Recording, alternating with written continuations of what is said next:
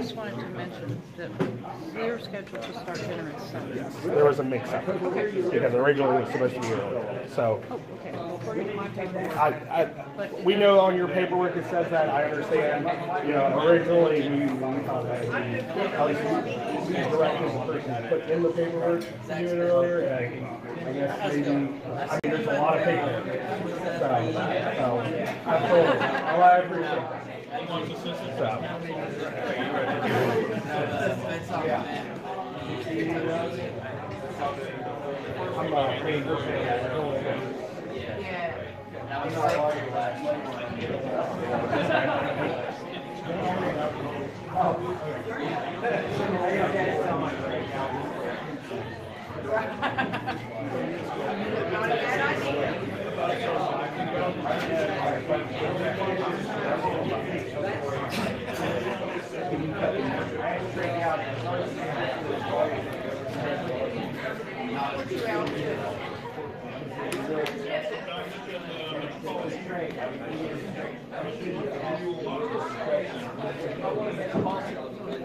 Hello. Good evening. If you're in line to get a beverage, go ahead and complete the beverage process, but I'm going to go ahead and my name is David McKnight, and I'm one of the Associate Deans at Chase College of Law, and I've been asked to handle 4 brief welcomes. First of all, welcome to everyone. On behalf of our interim dean, Mike Whiteman, who was not able to be here tonight, we welcome all of you to campus and welcome you to the Chase Federalist Society Student Chapter's inaugural annual banquet. So thank you very much for coming. Now, our 2 distinguished speakers will be introduced more formally in a moment, but I want to welcome Professor Blackman and Congressman Massey to campus. Welcome.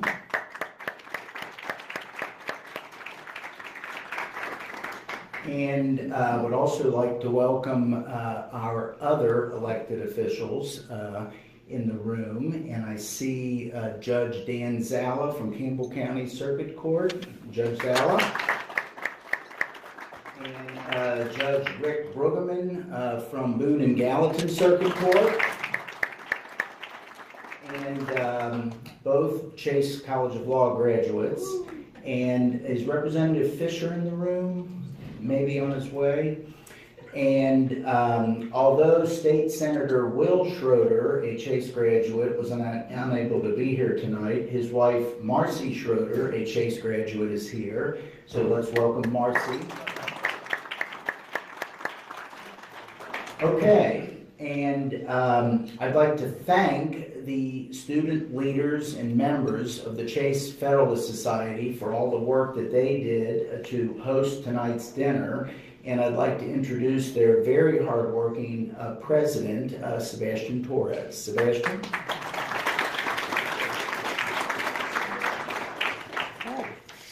Good evening. First off, I'm sorry the food's not out. Don't yell at me too much. The funny thing is, we told you we'd sell you a plate to the dinner, but we didn't talk about the food. So you gotta cut the cost. This is a fundraiser after all. So I'd like to thank you all for being here and just tell you how much your support is appreciated. I'd like to specifically thank our sponsors for tonight's event. I'd like to thank the Taft Law Firm, who is a gold level sponsor.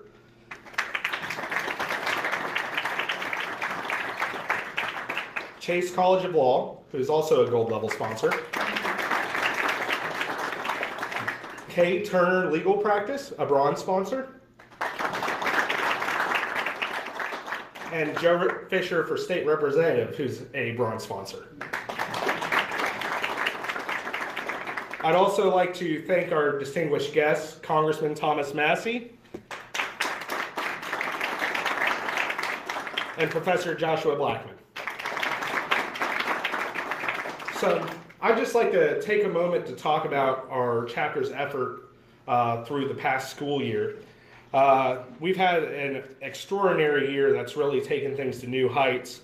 At this point, I feel absolutely comfortable to say that we are the largest student organization on Chase's campus, and we've hosted the largest events. Our chapter has an average attendance of about 60 attendees at our events, which at the law school, the average is about 20. During the fall, we hosted Congressman Thomas Massey and Judge Amultha Parr. Both brought about 90 students to the events. Massive, absolutely massive.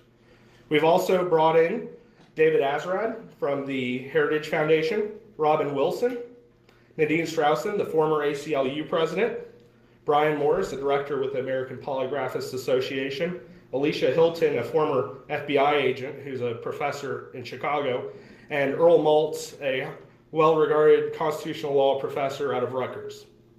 Every one of these speakers came away with great praise for our chapter's efforts regarding promotion and event attendance.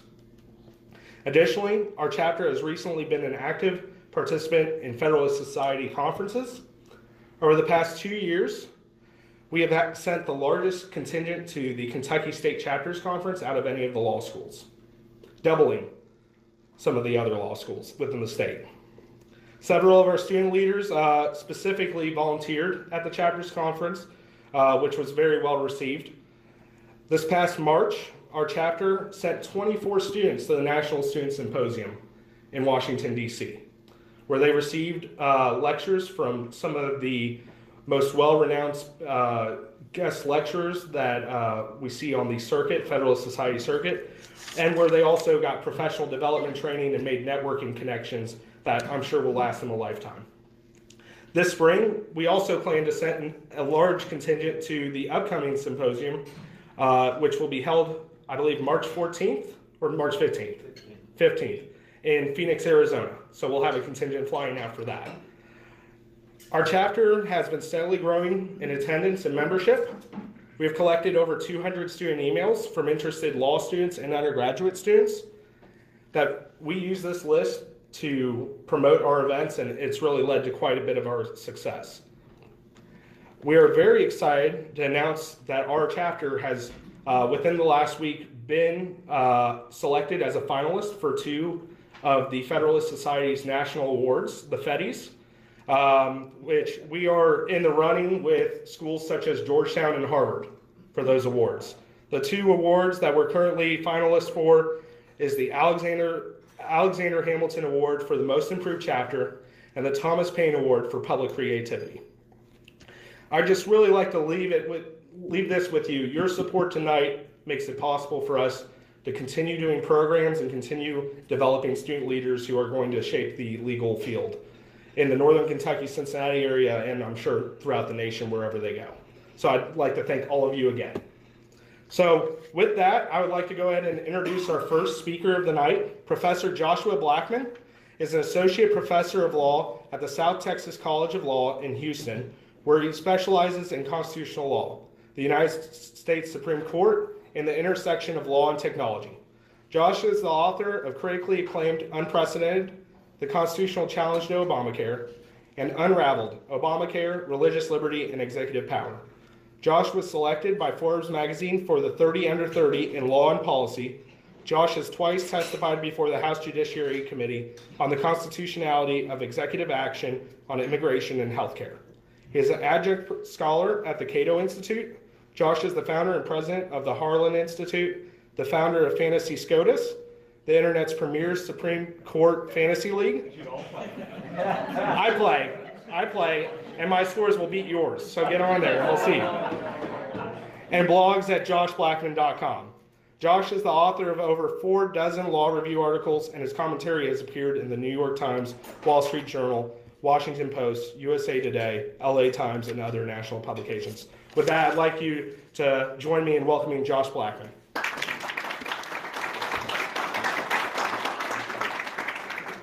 Thank you so much. It's a pleasure to be here at Chase. I am not from Kentucky, but I have Kentucky roots. In 2011, I clerked for Judge Danny Boggs and spent a year living in Louisville. And when I was first going in the market, I actually did a moot job talk at the UK, and Professor Manheimer helped me out, so I have a lot of fond feelings of Kentucky. I'd like to congratulate Sebastian and his colleagues. I have never seen a chapter do an event like this. This is innovative. This is novel, and this is important because it builds a sense of community. Let's take a step back. Why does a Federal Society even exist, right? Why does the organization exist? It fills a vacuum. On every college campus, there's an ideological bent. It's generally pretty far to the left.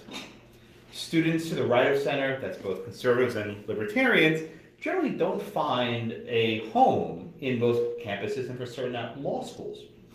The reason why the Federal Society exists is to give these people a home. And it does so in a very precise way. The Federal Society pays for speakers like myself to fly to a campus. We come in, we give a lunchtime event, we go out with the students, we have dinner with them.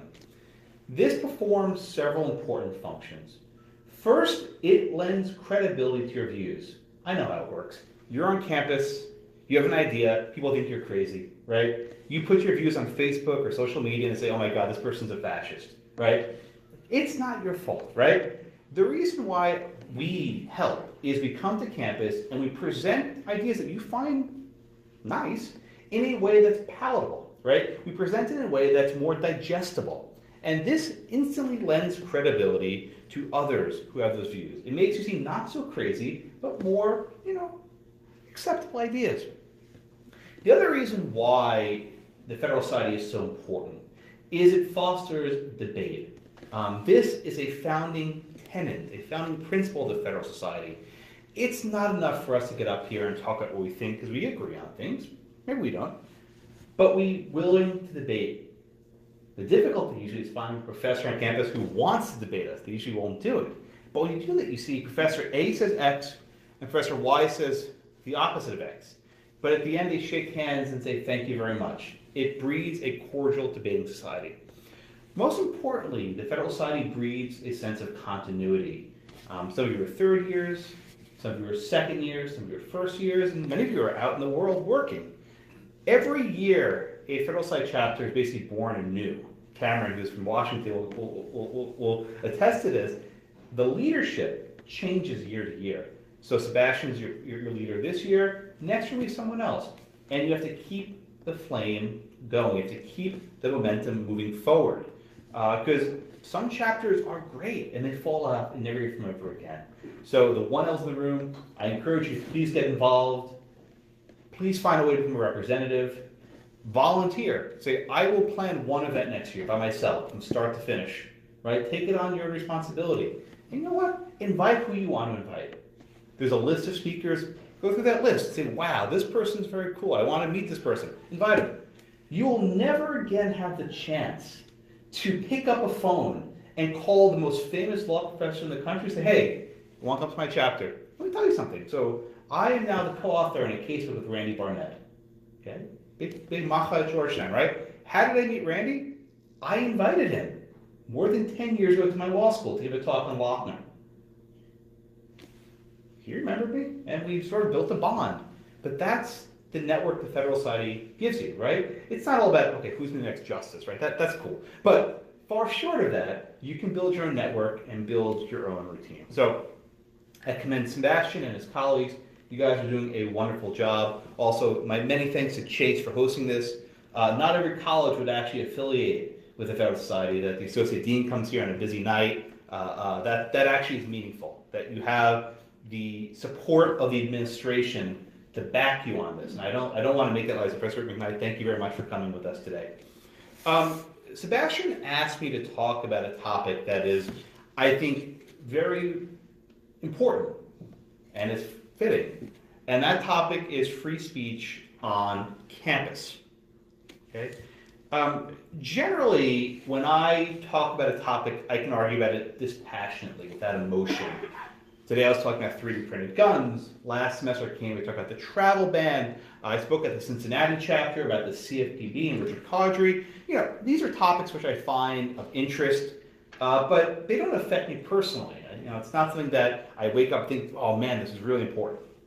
But the campus free speech issue hits a little bit closer to home for me. About a year ago, in March of 2018, I was invited by a Federal Society chapter, just like you, to the CUNY Law School in Queens, New York.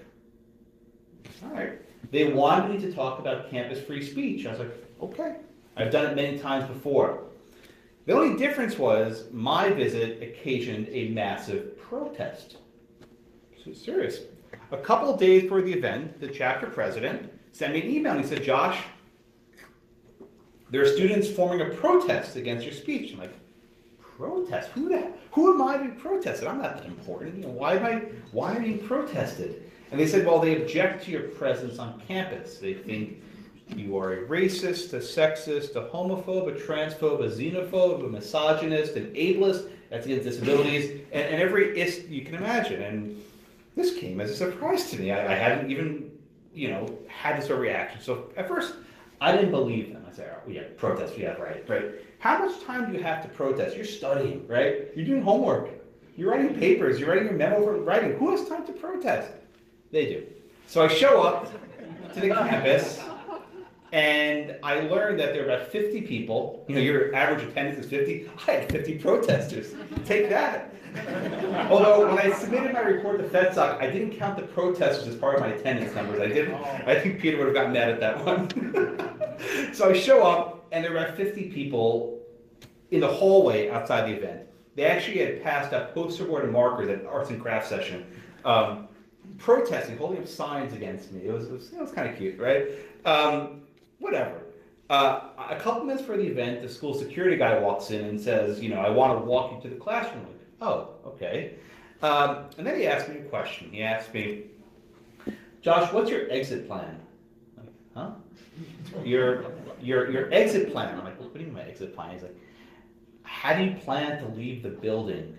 I'm like, oh. And I'm like, Uber? He's like, okay, good, you're not taking the subway. I'm like, oh. And I'm not pinning this on the security guard. He was actually looking out for my safety. But it had never occurred to me in all the years I've been speaking, I've been doing this now for about 7 years, that my personal safety was at risk because people wanted to protest my ideas. It's just the thought hadn't occurred to me, and in an instant it crystallized and became real. That the security staff at the college was basically saying, we can't keep you safe, so how are we going to get you out if you're in a pinch? And that's, look, I might look tall, but I'm not very strong. I couldn't handle myself. So here's how it goes down, right? So the security guy, he's plain clothes, by the way, not in uniform. He walks me to the classroom, and I go down this hallway. There's no projector. There are. I don't have the video queued up. And there are 50 people shouting at me. Shame, shame, shame, shame on you. Go home. You're not welcome here. They're calling me a Nazi, a fascist, every name in the book you can think of. Whatever. So I'm walking past it. Didn't really faze me. And then I walked into the classroom. There were 4 people in the classroom. Yeah. Not good for my attendance numbers, right? There were 4 people. There were about 50 people outside, and about 4 people inside who were actually there to hear me speak. Although I'll tell you a little secret. As the event petered out, I'll get there in a minute, more people came in, and a number of students told me that they were afraid to be seen with me. And they didn't want to go in there right away. They were afraid of being shamed by their classmates. These were, imagine, conservative students living in Queens, New York. This is like AOC's district, right? This is Alexandria Ocasio-Cortez, you're not on Twitter, right? This is, this is like, is that her district? CUNY is close enough, right? So, I'm not even sure. Yeah, it doesn't matter, right? She's the architect of the AOC. I would think of architect of the Capitol. That's why I think of AOC. So I go in, there's like 4 people. All right, whatever. This is gonna be really lame. All this protest, nothing. Okay. As soon as I walk in the room, the 50 protesters outside funnel in. And they surround, we're about this size, they surround the perimeter of the room, all 4 corners. And they're standing right behind me. As close as this flag is to me, they were standing. Right, a couple inches over my shoulder. Now, if anyone ever tried standing behind you, it's a little distracting. And you can't exactly get your thoughts together. I was like, okay, you know what? I'm not going to let them scare me away. I'm going to do my thing. So I get up there. The speaker starts to introduce me like Sebastian did. He reads my biography, heard it 100 times. And they start shouting, saying, you're not welcome here. They keep interrupting the poor chapter president who just wanted to invite me to speak. And then finally, he managed to read through the introduction, people screaming over him.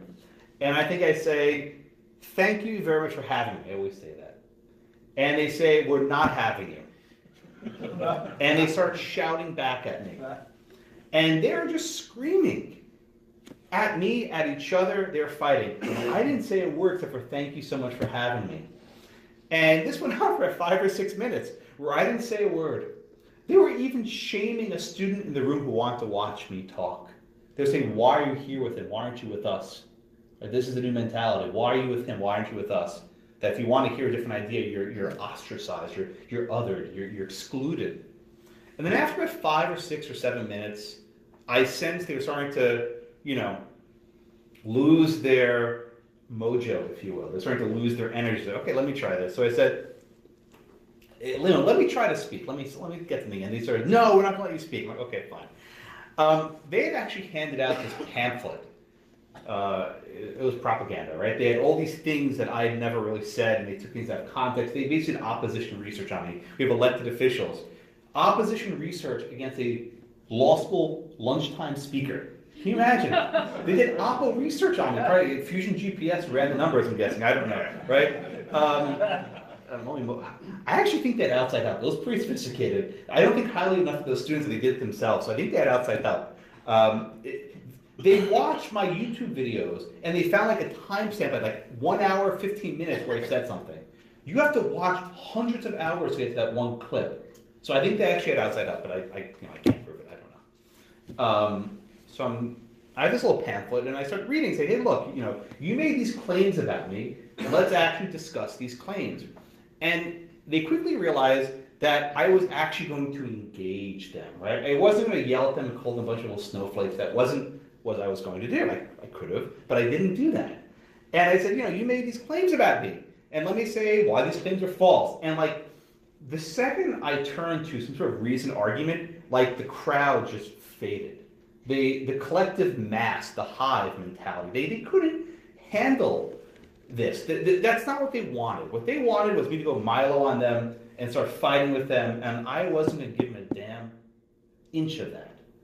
And after about 2 or 3 minutes of talking to them, trying to reason with them as best as I could in my heart of hearts, they said, this isn't working, and they left. They walked out. I wasn't removed. I didn't leave. They left. And from what I understand, they ran to the dean's office to complain that the dean let me on campus. Okay. After they left, people started trickling in. 5 people, 10 people, and by the end, about 50 people were in the room. Because they actually wanted to hear me speak. Imagine that. I abandoned my talk. I was going to talk on free speech. I said, forget that. I took Q&A for an hour. Every question they had.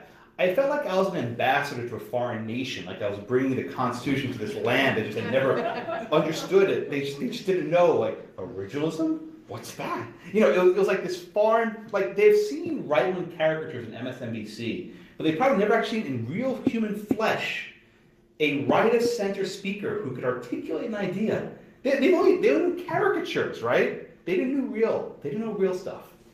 I'm not Tucker, right? This is not what you come to Federal Society for, right? I'm not Laura Ingram, right? There's a different flavor of a FedSoc speaker than having cable news talking heads. That's not what we do here.